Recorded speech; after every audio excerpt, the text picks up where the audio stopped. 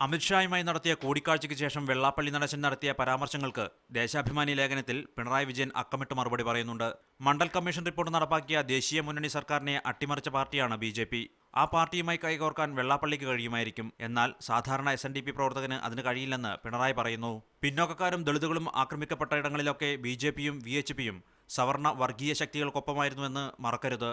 ഹിന്ദു താൽപര്യം സംരക്ഷിക്കാൻ ആരുമായും കൂട്ടുകൂടുമെന്ന് പറയുന്ന വെള്ളാപ്പള്ളി ഹിന്ദുക്കളിലെ ഏത് വിഭാഗത്തിന്റെ താൽപര്യമാണ് സംരക്ഷിക്കുകയെന്നുകൂടി വ്യക്തമാക്കണമെന്നും പിണറായി ആവശ്യപ്പെടുന്നു.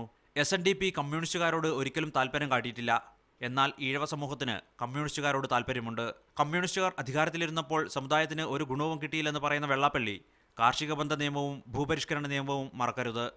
ഇത്തരം നിയമങ്ങൾ മൂലം സമുദായത്തിലെ താഴെത്തട്ടുകാർക്കുണ്ടായ ഗുണങ്ങളിൽ അതിലെ പ്രമാണിമാർക്ക് അസ്വസ്ഥത ഉണ്ടാക്കിയിട്ടുണ്ട്. അവരുമായി കമ്മ്യൂണിസ്റ്റുകാർക്ക് ഇടയേണ്ടി വന്നിട്ടുണ്ട്. അതിനിയും ഉണ്ടാകും.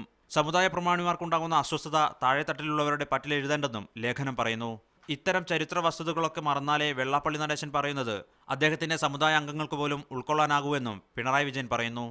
മീഡിയ 1, തിരുവനന്തപുരം.